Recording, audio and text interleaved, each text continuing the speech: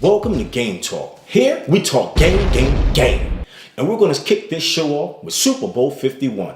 But first, let us do a recap and travel back to the playoff round matchups. Let's start with the wild card games. The Houston Texans taking on the Oakland Raiders. And yes, the Texans won 27-14. Seattle Seahawks, Russell Wilson taking on Detroit Lions, in which the Seahawks won 26-6. Big Ben Roethlisberger and the Pittsburgh Steelers taking on Miami Dolphins, in which Big Ben and them stole on the Dolphins, winning 30-12. Aaron Rodgers and that discount double check, the Green Bay Packers taking on Big Blue, the New York Giants. And guess what? Aaron Rodgers and them beat down the Giants 38-13. Too much discount double checking on their secondary. Which takes us to the divisional round. The Atlanta Falcons, who was waiting for the winners of the Seahawks game between the Lions, and they put the beat down on Russell Wilson and them as they beat Seahawks 36-20. The divisional leading Patriots waiting for the winners of the Texans and the Raiders, and it took Tom Brady and them nothing to beat down those guys as they beat them down 34-16, sent the Texas packing. Green Bay traveled out to Arlington, Texas to take on the divisional leading Dallas Cowboys. And they put the beat down on those guys. It was a great game. Aaron Rodgers just had too much sauce as he shattered the dreams of those rookie sensations, Dak Prescott and Ezekiel Elliott, sending those guys packing. Unfortunately. Anyway, Pittsburgh had to travel to Kansas City. And man, it was like the ice bowl out there. It was cold, freezing like the tundra. But they barely skated on thin ice as they took the victory 18-16 over the Chiefs, which takes us to the championship rounds. Green Bay Packers, they had to travel down to the dirty to that ATL with Matt Ryan and Flying Falcons with that all-star boy wide receiver, Julio Jones. And it was problems down here in Atlanta as Atlanta Falcons put the beat down 44-21 over the Packers. Aaron Rodgers, man, he just couldn't get it done as he did in the previous games. He had a pretty good postseason, though, you must admit. And guess what? Tom Brady was waiting on the Pittsburgh Steelers. And as they did come together, Tom Brady and them beat down the Steelers 36-17. It's a shame the way he handed down spankings on those guys. Which leads us to Super Bowl 51. Houston, Texas is the place. New England Patriots, Atlanta Falcons are the teams. And yes, a good game it was, as the Atlanta Falcons dominated the first half, surprising almost everyone. But you're talking about a guy who has won 4 Super Bowls out of 6, who set Super Bowl records, passing for close to 500 yards, 466 to be exact, bringing his team from a 25-point deficit, which has never been done in Super Bowl, forcing an overtime, which has never been done in Super Bowl history. Yes, Tom Brady putting him into the likes of Terry Bradshaw, Joe Montana, 4 Super Bowls apiece, and getting it done and surpassing them both as he pulled out the victory in overtime, beating the Atlanta Falcons 34-28, which gave him 5 rings. He is sitting on top and well-deserved, and he also got the MVP for the game. Give it up to Matt Ryan, who played a good game, good first half, and also who is the league MVP. Did a good year, but couldn't pull it off. That's football for you, baby. We love the game. Because like I said here, we talk game. Now, let's talk hoops. The games that were played on Super Bowl Sunday, the Toronto Raptors, as they beat the Brooklyn Nets 103-95. There's problems over there in Brooklyn. Somebody better do something. The Celtics beat the Clippers, and the Thunder beat the Trailblazers. Some news. Let's talk about what's going on around the league. Trade rumors still at the top of the helm with Carmelo Anthony. Where is he going to go? We haven't heard word yet, but all we know, LA is in the picture, the Celtics is in the picture, maybe some other teams, who knows, but he is still sitting on the top of the trade charts as far as on the rumors. Also, the Sixers and the Pelicans are looking to do a trade with Jahlil Okafor. We'll see how that works out. Now, on to some other news. Charles Barkley, his body isn't the only thing beefing up. So was his problem with the Cavs star, LeBron James.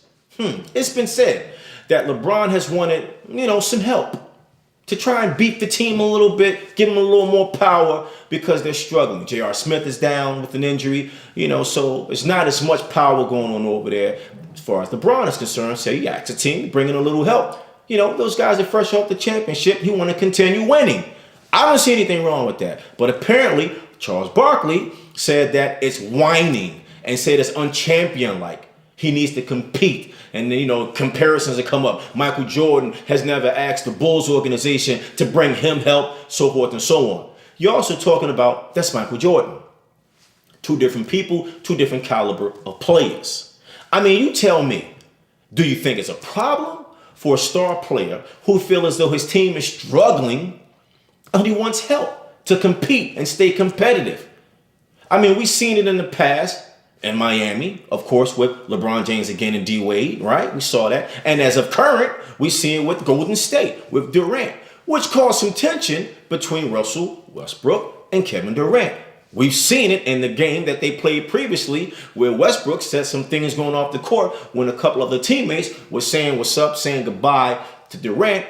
And Westbrook shouted out, yo, don't be boop, boop, boop, boop, boop to that boop. Tension. Whatever. Let's keep it moving, though. Me, myself, personally, I don't have a problem with someone wanting help to do better, to stay competitive. It's the same for almost any business. If the ratings were low over there on TNT, where Ernie, Charles, and them, I'm sure the network will try to bring in something or someone to help boost and increase the ratings. It's the nature of the business to stay competitive with someone that's all in the same lane. That's how it goes, right? Anyway, moving right along. All-Star Weekend, right around the corner. New Orleans, baby, is going down there. It's going to be no clapping all the weekend, baby.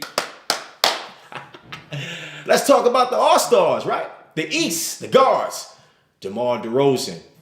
The Raptors, not bad. He having a good career, I must say. Surprisingly, that awkward style of game, but he's definitely having a good year as he is starting now in the backcourt for the Eastern Conference All-Stars, along with Kyrie Irving. Cavaliers, why not? Kyrie, we need that playground, that razzle-dazzle. That's what he does when he mix it up a little bit. Pop, pop, pop, pop. That's what we need. That's what that boy does. And that's why I'm glad he's there. Let's talk forwards. LeBron James, why not? King, he should be there. And Jimmy Butler from the Bulls. He's having a real good season. As it shows, he's on the starting bid for the France. Now, let's talk about the big man in the middle. Giannis. And you know what's crazy? I never knew how to say the guy's last name. But anyway, he's from the Milwaukee Bucks. Ha! Milwaukee Bucks got a guy that's going to the All-Star this year. Boom, that's going to be good. Now let's get on over there and cross the water. Talk about the Western Conference All-Stars. Steph Curry. Controversy. Some people saying, why not Westbrook? He's leading the league. 30 points, 22, 23, 24 something triple doubles. Why couldn't he start over Steph Curry? Once again, hey, Steph Curry is Steph Curry. Kind of like giving a crown, the prince of the league. Also, there's controversy as to why isn't Isaiah Thomas from the Boston Celtics starting for the Eastern Conference All-Stars over Kyrie Irving.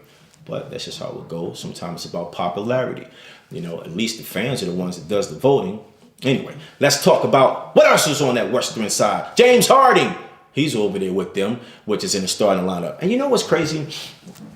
To see James Harden leave from Westbrook and Durant and get on his own wave is a good thing because he's been an all-star caliber player carrying the Houston Rockets, which shows that he was ready to break out from being that sixth man. And it showed because he's really been playing well. I mean, Houston has not really transpired into much, but, hey, Westbrook is doing his thing now that he's the franchise over there. And Durant, he's back and forth, tagging his franchise with Steph Curry. That's a serious situation to think about.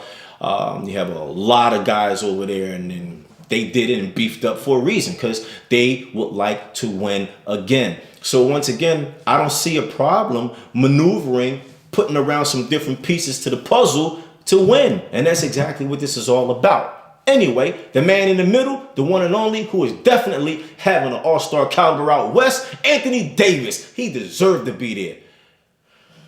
DeMarcus Cousins is not bad also, man. But he's on there, but he's having a great year too. I mean, he's having a real good year. You know, he has a bad boy type attitude and image. But you know what though? Sometimes you have to have that personality to get out there and play. There's a lot of players who come with a lot of firepower. And that's what get their self over the hump as being a player. I don't see anything wrong with that. But anyway, that's the Western Conference 5.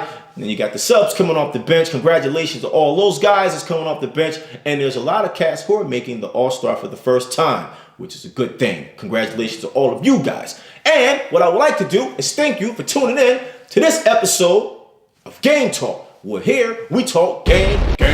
Tali Gore, Tali Gore, man. Tali Gore, man. Tali Gore, Tali Gore, Tali Gore, man. Tali Gore.